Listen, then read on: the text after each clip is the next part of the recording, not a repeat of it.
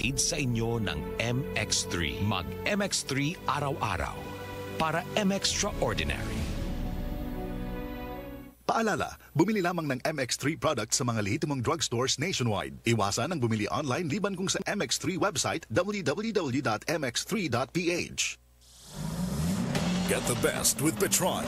At kasabay nito ang mga papremyong hatid ng RMN Todo Millones. Todo Millones! Para makasali, isulat lamang sa isang papel ang iyong pangalan, complete address, edad, contact number at pirmahan. Kalakip ang purchase receipt, minimum of 100 pesos ng Petron gas, diesel, engine oil at gasol na binili simula May 5, 2018. Ilagay sa isang envelope at isulat sa likod ang promo title at ang proof of purchase na inilakip. Ihulog ito sa mga drop box na matatagpuan sa mga participating IFM at RMN AM radio stations. Itodo na ang pagsali sa RMN Todo Millones para sa tsansang manalo ng 1 million pesos sa grand draw. Handog ng Petron. Petron knows you deserve only the best at ng RMN at IFM. Promo runs from May 5 to July 14, 2018. Deadline for submission of entries is on July 9, 2018. See posters and flyers for details. Per DOH, FDA CFRR permit number 0736, series of 2018. Marami na ang natulungan ng Santon Plus Herbal Capsule. Ako po si Normie Briones, 47 years old. Mayroon pa akong karamdaman na skin allergy na matagal na po. Marami na po akong ininom na gamot pero hindi pa rin po gumagaling. Marami din nagsasabi sa akin na subukan ko daw na uminom ng Santon. Natanggal yung skin allergy ko, lumakas po yung katawan ko. Nagpapasalamat po ako sa Santon. Malaking tulong niya po sa akin. Kayo rin, mag Santon Plus Herbal Capsule na mabibili sa mga butika. Ang detergent mo ba tumatagal ang bango even after 24 hours? Kung hindi, magpalit ka na. Ang bango-bango, ang bango-bango, ang bango ng detergent ko. Sa pabanguhan ng detergent with Fabcon, ano nga bang mas gusto? Ayon sa research sa Metro Manila, halos 80% ng mga misis mas gusto ang bango ng Pride with Fabcon kaysa leading brand even after 24 hours. Dahil ang Pride may tuloy bango microbeads para sa bangong tuloy-tuloy buong araw. Tuloy-tuloy bango. Kaya misis, tuloy na sa Pride with Fabric Conditioner. Tuloy-tuloy bango ng Pride with Fabcon ko. Ituloy ang bango with Pride. Pride with Fabric Conditioner, manufactured by ACS Manufacturing Corporation. ISO certified. World-class quality. ACS. Kapag kintab ng sahig ang pag-uusapan, dito na tayo sa number 1, Star Wax Floor Wax. Kintab ay to the max. Tayo na't maglinis ng sahig, kuminding-kinding tayo mga misis. Kapag kintab na pag-usapan, dito na tayo sa number 1. Mag-Star Wax Wax, Star Wax Wax. Yan ang kintab na to the max, max, max. Star Wax ang number 1 floor wax. May waterproof formula. Buhusan man ng tubig, balikintab ang sahig. Mag-Star Wax Wax, Star Wax Wax. Star Wax, di amoy gaas. Star Wax ang number 1 kintab na to the max. Star Wax Floor Wax, ang number 1 floor wax. Manufactured by ACS Manufacturing Corporation. ISO certified. World-class quality. ACS. Halina at balikan natin ang mga naging talakayan ukol sa tamang nutrisyon. Kasama si Department of Health, Assistant Secretary Bernie Flores at ang inyong lingkod Rod Marcelino. Ngayong Sabado, ika-2 ng Hunyo, alas 12:30 ng hapon, dito lang sa Radyo Mo sa Nutrisyon, DZXL 558 kHz. Sumali rin sa Text Question of the Week contest at maging isa sa 12 magwawagi ng tig 200 pisong load. Ang Radyo Mo sa Nutrisyon ay mapapanood din sa pamamagitan ng Facebook, RMN Facebook Live, sa YouTube Live, Radyo Mo sa Nutrisyon Year 8 at sa Signal TV Channel 309. Maririnig na rin ito ngayon sa 7 pang himpilan mula sa DYKR 1161 Kalibo, DYHB 747 Bacolod, DYHB 612 Cebu, DXDR 981 Dipolo, DXMB 648 Malay Balay, DXDC 621 Davao at sa DXBC 693 Butuan. Throwback sa Wastong Nutrisyon. Dito lang yan sa Radyo Mo sa Nutrisyon Year 8. Radyo Mo sa Nutrisyon, kabalikan nyo sa kinabukasan. DZXL News Break. Ang kontrata ng security firm ng pamilya ni Solicitor General Jose Colida pinaiimbestigahan na ni Senadora Risa Ontiveros. Kasama natin sa balita si Radyoman Grace Mariano.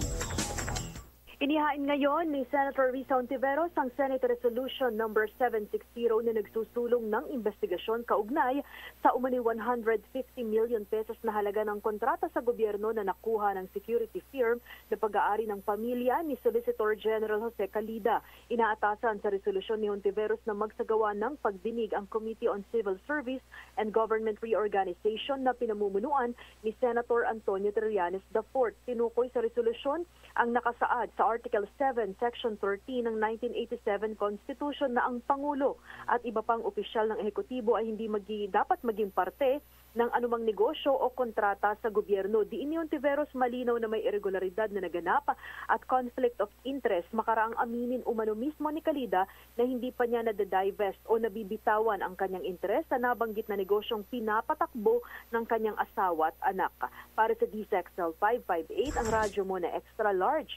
Sa balita, kasama mo sa Senado, Radyoman Grace Mariano, Tatak Aremen. Duterte administration na nagpadala na ng military assets para i-monitor ang West Philippine Sea.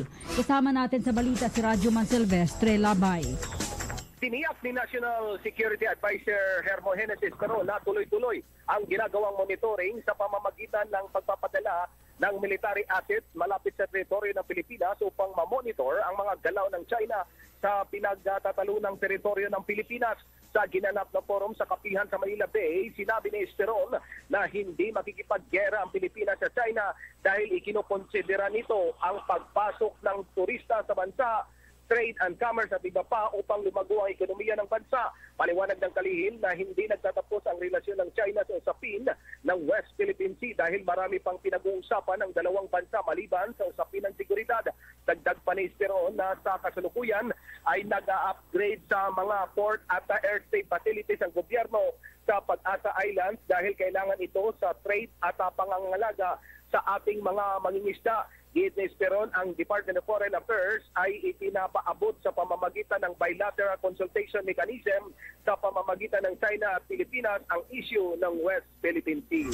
Para sa DZXL 558, ang radyo mo na extra large sa balita. Kasama mo sa Maynila, Radyo Man, Silvestre Labay, Tata, RMN. At mas maraming balita sa Facebook. I-like ang RMN News Nationwide, The Sound of the Nation at ang DZXL 558 Manila. At mga kasama, dire-diretso na ho tayo sa speech naman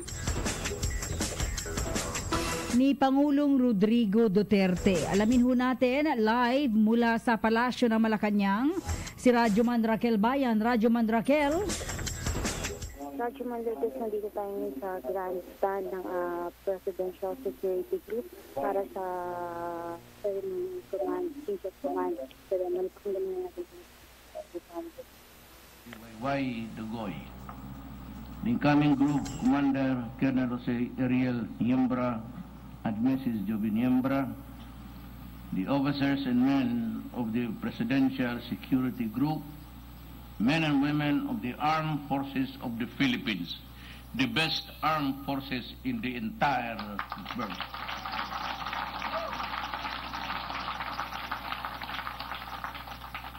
My co-workers in government, my countrymen.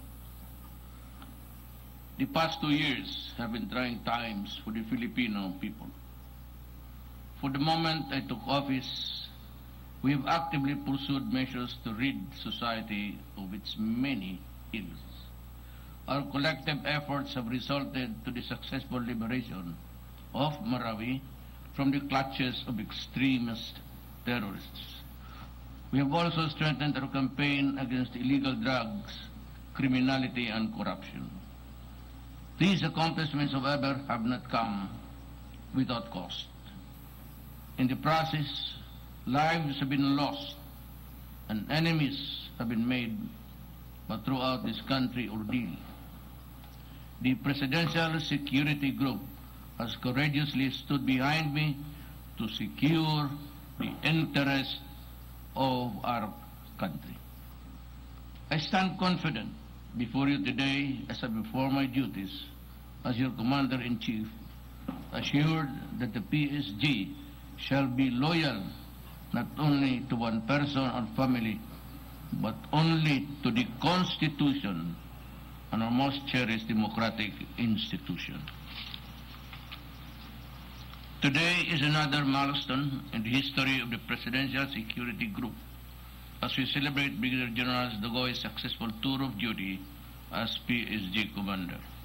Under his able leadership, the PSG has effectively provided security to 16 foreign and more than 900 local presidential engagements. These include arrangements in Marami from the start of the conflict until the full liberation of the city as well. As of the 30th and 31st ASEAN summits included, held in April and November of last year. During his stint, General Dagoy has conducted multiple classes and produced more than 200 graduates under the VIP protection course. General Dagoy, I wish you the best as you assume your new command. Rest easy as you have initiated positive changes in the organization, inspired every personnel with your hard work and dedication. I am certain that the PSG that you will hand over is a workforce that is more motivated and dependable. The wielding and the forging of the PSG's growth towards global competency continues under the leadership of Colonel Niembra. Hindi ako nagtataka. I'll break. Kaya pala for the longest time, Colonel Niembra was in Davao as a member of the contingent of the Task Force Davao. Ngayon alam ko na nung minensyon niya yung, because for the longest time also, Ed De Rosario was the Task Force Davao Commander. Now alam ko na ang mentor mo pala siya. You know, let me break this. Do not worry, I'll finish this speech. Basahin ko lang man to. You know, there's a lot of issues and questions about presidents taking in retired military officers. And that practice has continued.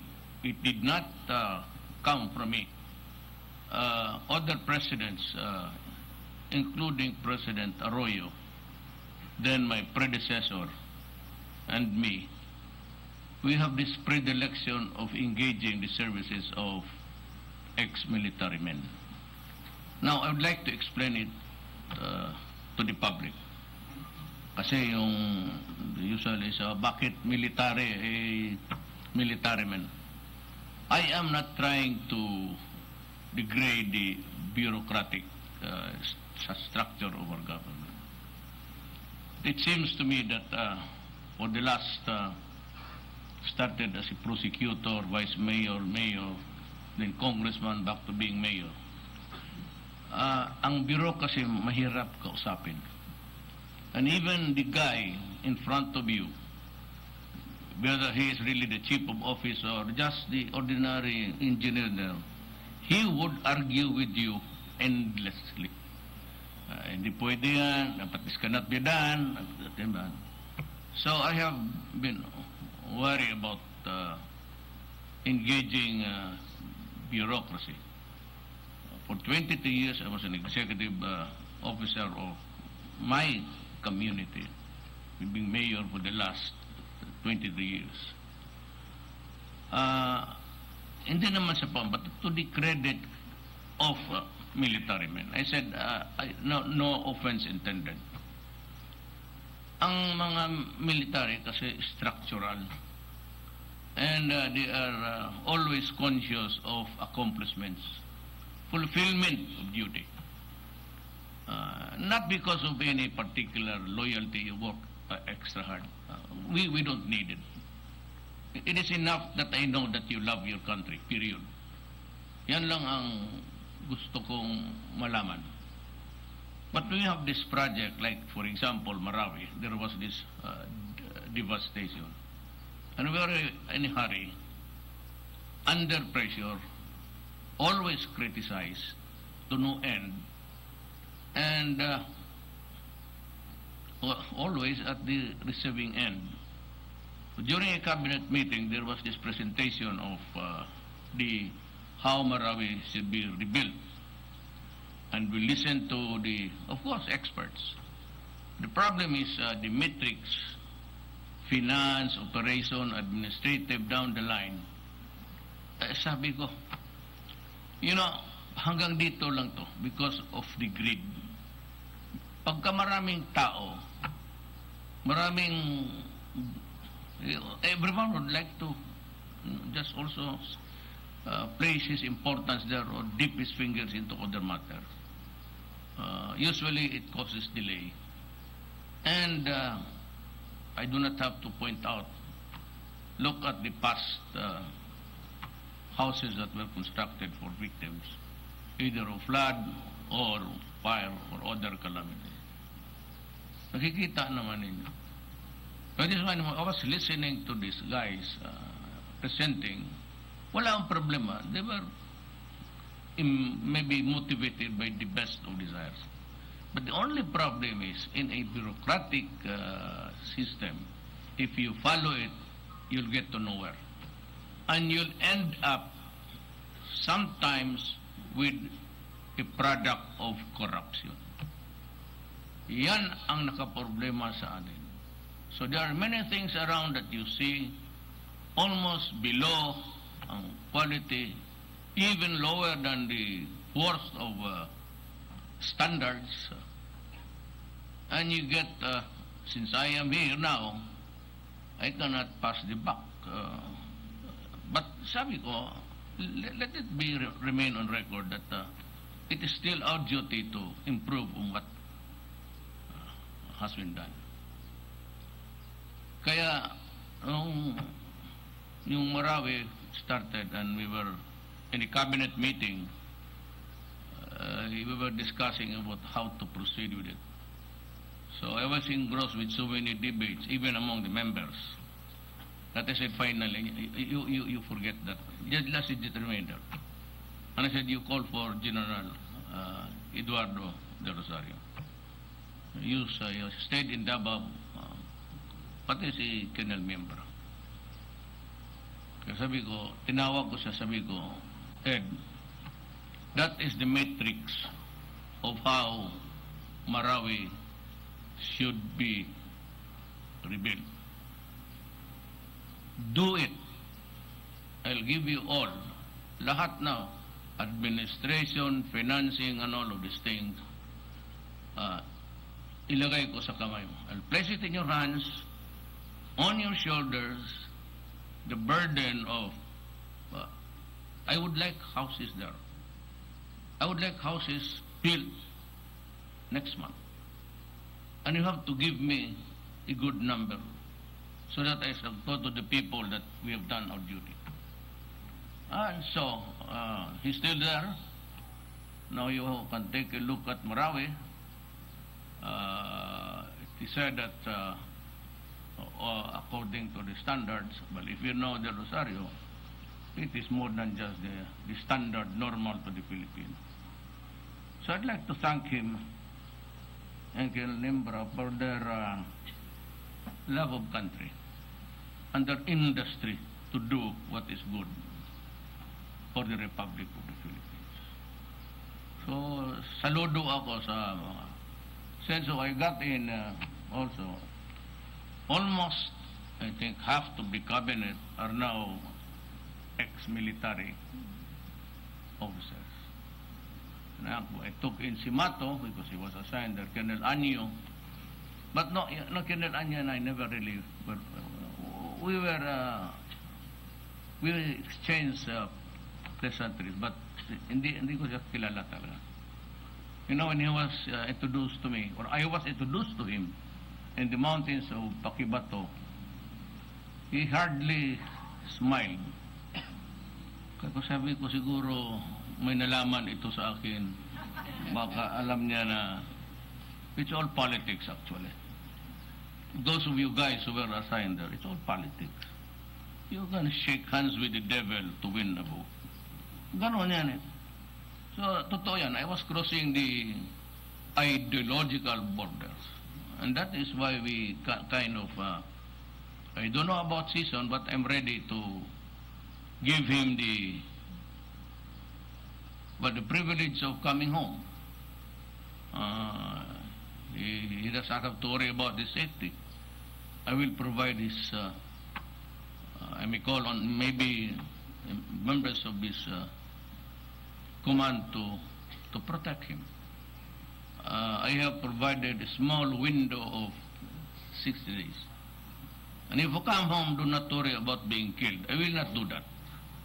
Ang sinabi ko lang, when I took offense, I said that if it is not successful, then I will guarantee that he can go out of the country unhampered, unfettered, unbridled. Yan ang pero sabihin ko sa kanya at nagalit siya. He took offense and said, sa Hanoi na lang tayo mag-usap o doon sa Netherlands. Kasi ayaw niya, he maybe felt threatened. You know, I said, I'm giving you my word of honor. It is my word, and I would say, umuwi ka, mag-usap tayo, earnestly, sincerely. Kasi ako naman, I know your feelings. Ambivalent ang police pati military. I know. Kasi maraming namatay sa atin. Now that I'm president, I also think and feel like a soldier. Every time I read the briefer and there are so many soldiers killed or policemen, I kind of, minsan tinatapong ko ito, just throw it away. Because I'm also bothered, unaffected emotionally. But yung politiko lang ako, mayor ako ng Davao, wala naman akong pakialam dyan. But this time, sabihin ko sa kanya, please, if it is unsuccessful, please go home. Ihatid ko siya sa airport. Walang Aquino style na patayan. Barilin ko sa likod. No, it's not my... Sabi ko, come home and talk. And as long as you do not ask a coalition government, which I cannot give, and will never give, you can come home and talk to me and the others, and maybe in the fullness of God's time, we can achieve peace in our land. I said, I know your feelings. Kaya ambivalent na gusto na ayaw ninyo because you fought the wars for the Republic. But ako naman kasi, I was elected by the people. Not only by the military and the police, but all, including the Moro, also have this desire and confidence to talk to us about peace. If I can get Season to come home, and then we're also continuing, it's now in Congress, I think they're about to adjourn. I certify the BBL law as urgent, sana lumunod. Ako kasi, my job is not go to war. My job cannot be killing our own countrymen. My job, my task, my mandate is to give peace to everybody. So, if I can get that for you, maybe someday you'd understand why. Kung kayo ang maging presidente, then you would know na ako, I am in a position really without much choices. Except that, trabaho ko is to keep a republic. You know, pareho tayo. We reduce the swearing into one sentence. Our job is to protect the people and preserve the nation. That's the long and short of it. So preserving a nation is avoiding war. Preserving a nation is not to go into so much trouble. Preserving a nation is protecting the young from the havoc of drugs. You can understand by the way I talk and I I curse in public. I throw epithets and all. It's because there was never a shift in my mind being just mayor and now becoming president. And I never expected talagang, hindi ko talaga manalo ako. You know, you're all Filipinos. I never had any barangay captain or maski kagawad dito sa entire Metro Manila. You know, I won, and I'm still trying to fathom. It's a beautiful sky there. Getting the guidance from God on how I would go about bringing peace in my land during my short term. But kayo naman, in return for your service of the nation, you have my protection. I said, kasali kayong mga pulis. Just do your duty in accordance with law. Perform it the way the books tell you.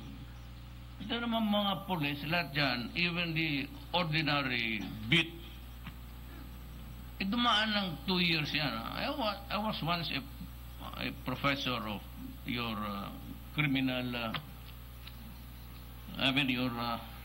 with the Davao, in the region, it was a police academy. And I was teaching criminal law, criminal evidence, and criminal procedure. Kaya ang utak ko, criminal. Ito mga durugista kayo, talagang ubus. I said stop it because I will never sit as president and see my country down to the dogs in the mud of drugs. Colonel Miembra, we will constantly face threats and challenges as we trudge the noble path of realizing lasting peace and sustainable development. With your credentials and background as the former Deputy Group Commander of the PSG, I trust that you will move forward in the right direction as you create your own mark in this command. As the protectors of our nation. You know, when you protect me, ako simple lang, death is, everybody dies every day. You know, death is something which we cannot avoid, it's coming. But when you protect me, and you believe in my advocacy, you are protecting the nation, not me. My life is just like an ordinary Filipino. I get sick, I get hungry, I die. If it's my time today, tonight, tomorrow, then so be it. But in protecting me, you are protecting the nation. And if you like the advocacy, buhayin ninyo ako. But kung ayaw ninyo, you have sa Luneta ako magpa-firing squad just in front of Rizal.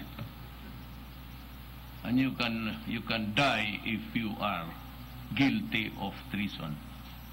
No, kung tayo kasi papasok ng nakawan, you plunder the country, you allow people. I just dismissed the Deputy Director of Customs. Galing ako sa South. I destroyed all vehicles that were stored there. I do not want to see any vehicle in any warehouse or bodega or yung customs. Gusto ko sirain lahat para wala na. And we have, although I was having problems, the inflation is always there. There are many reasons, but also actually one of them is yung train. But I need money also to run the country. If you do not give it, fine. Early on, sabi ko, EDSA, and Congress said that it might not billions because they will give me emergency powers, and Congress was quite skeptic that it will just end up in corruption. Kaya sabi ko, kung yan ang, if that is you, how you think of us, me, then forget it. I will look for other ways of doing it. Maybe longer. Pero kung sabihin mo na nanakawin ko, then I don't need it. I don't need it.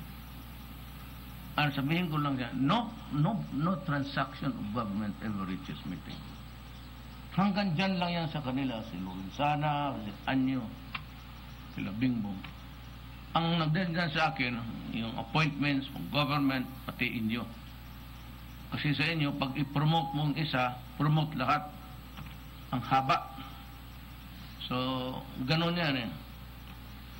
But I have to just read also. For the sake of knowing.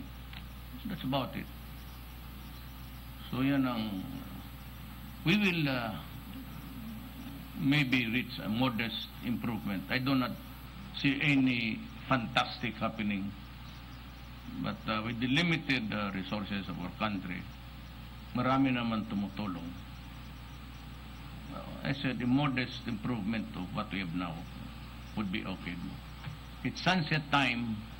And look at the sky, it's very beautiful. We would like to ask God to bless us all. Never saw such a gathering of beautiful ladies. Every time na talagang magaganda dito. Kaya you can look anywhere and on the horizon. Beautiful girls. Thank you. I also have a beautiful daughter and a beautiful wife. But she ran away. So I have another second beautiful wife also.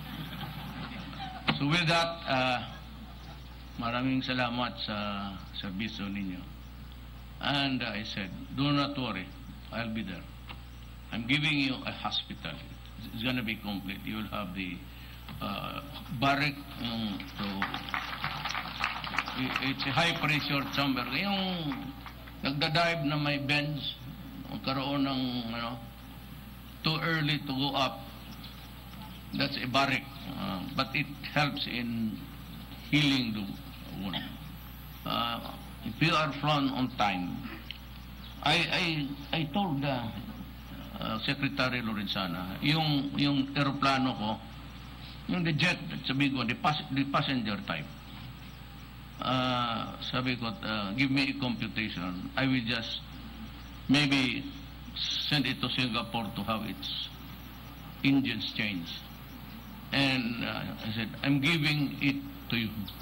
Lahat ng eroplano ko, sabi ko, even the helicopters, yung count na 14, sabi ko kay Secretary Lorenzana, I'm okay. I'm okay with my chopper. Sabi niya kasi, luma na daw yan. Unahin mo na muna yung kailangan ng sundalo. Last na lang ako. Kung may pera pa maiwan, wala na. Go buy for the best armed forces of the world and of the universe. Maraming salamat po. Si Pangulong Rodrigo Duterte. Radyoman Raquel. Yes, Radyo Mandur-Des, binigyan pagkilala nga ngayon ni Pangulong Rodrigo Duterte ang papel ng Presidential Security Group sa pagpapanatiling ligtas ang mga nauupong Pangulo ng Pilipinas. Nagpaabot rin ito ng pasasalamat sa PSG dahil lagi raw itong nasa likod niya at nakaantabay. Ipinaliwanag ng Pangulo kung bakit puro military man yung mga ina-appoint niya na halos kalahati na raw ng cabinet member ay puro mga taga-militar ayon sa Pangulo. Hindi naman sa ginugulo niya yung ayos ng pamahalaan, ngunit gusto raw niya yung